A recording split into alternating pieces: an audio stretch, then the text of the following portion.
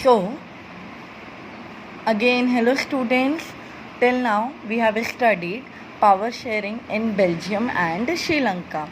So, why this power sharing is very desirable? Is desirable? क्यों लोग चाहते हैं कि power sharing हो?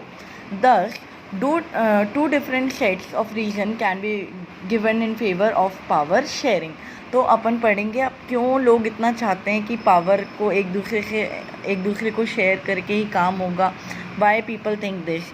So first reason for this is, firstly, power sharing is good because it helps to reduce the possibility of conflict between social groups. तो ऐसे में क्या होता है, अगर पावर शेयर कर दी जाए, ठीक है, तो ऐसे में क्या होगा, जो वेरियस सोशल ग्रुप हैं विद इन द सोसाइटी, इनके अंदर लड़ाइयाँ कम होंगी. They will live in unity, like in our country also, or in our class, or in our school also. When the leaders are chosen, we do not only choose only boys.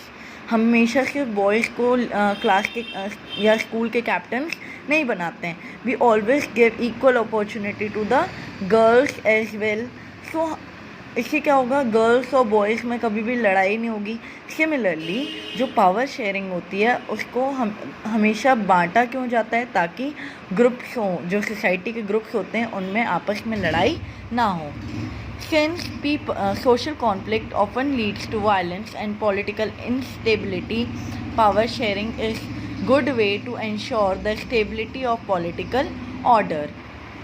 तो लड़ाइयाँ ना हो, कोई violence ना हो लोगों के बीच में, तो इसलिए स्टेबिलिटी बनाने के लिए, हमेशा पॉलिटिकल स्टेबिलिटी बनाने के लिए पावर शेयरिंग बहुत अच्छा तरीका है.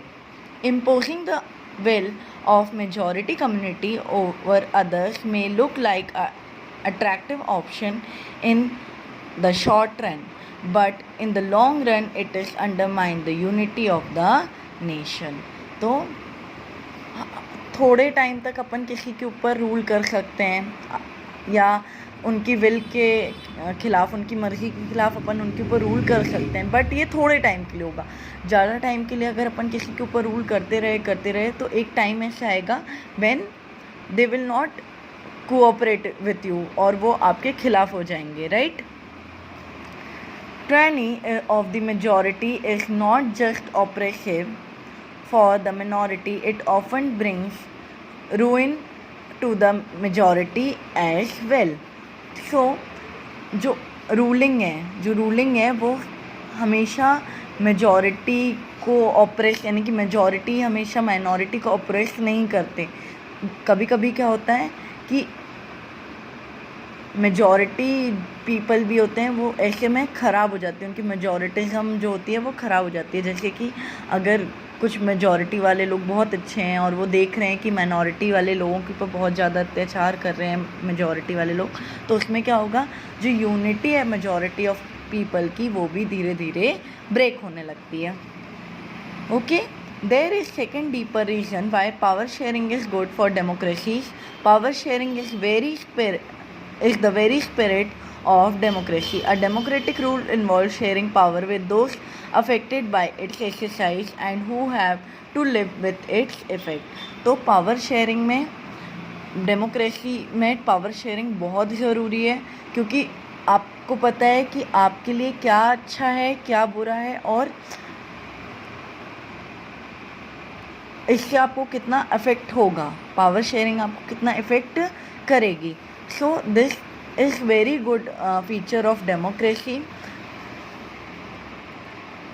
People have to have a right to be consulted on how they are to be governed. So there are various petitions, there are various ways in which the government in a democracy can ask people कि what are the changes they want, right. Government बहुत सारी ऐसे plans चलाती है जिससे अपन को लोग directly involve होते हैं गवर्नमेंट के काम में. सर्वेज होते हैं, लोग घर घर आते हैं, सर्वे करते हैं, तब गवर्नमेंट को पता चलता है कि कौन सी फैमिली पुअर है, कौन सी रिच है. ऐसे में गवर्नमेंट लोगों की हेल्प करने के लिए नए नए प्रोग्राम्स निकालती है, राइट.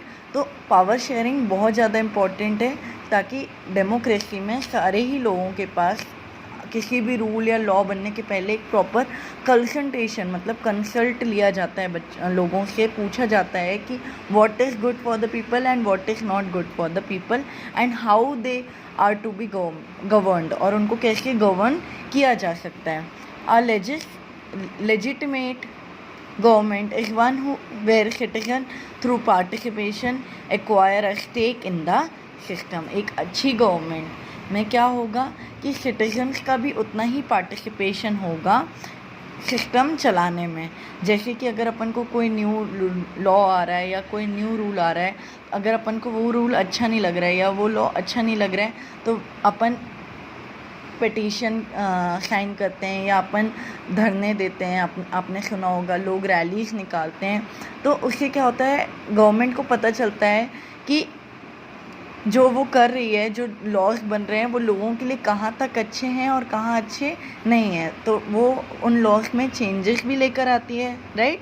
सो ना democracy it is very important to understand what people wants and how they wanted to be governed.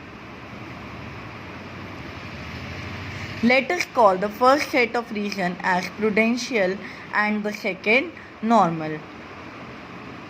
So ये जो दो रीज़न थे, इससे अपन जो फर्स्ट रीज़न है दैट इज़ जो सोसाइटी है उनके लोगों में कोई भी कॉन्फ्लिक्ट ना हो, कोई भी भेदभाव ना हो, इसलिए पावर शेयरिंग की जाती है, ठीक है. और सेकंड को बिल्कुल नॉर्मल मीन सेकंड, हाँ ये सही है कि अगर लोगों से पूछा नहीं जाएगा कि उनको क्या चाहिए, तो democracy that will not be the democracy. So these two reasons, first can be prudential and second can be normal. While prudential reason stress that power sharing will bring out better outcomes, तो prudential reason क्या है कि power sharing, अगर power sharing की जाएगी तो result बहुत अच्छे होंगे. Moral reason emphasizes the very act of power sharing as valuable. और जो पावर शेयरिंग से जो मॉरली भी लोगों के अंदर स्ट्रेंथ आएगी, जो यूनिटी आएगी कंट्री के लिए, that is very valuable. All right.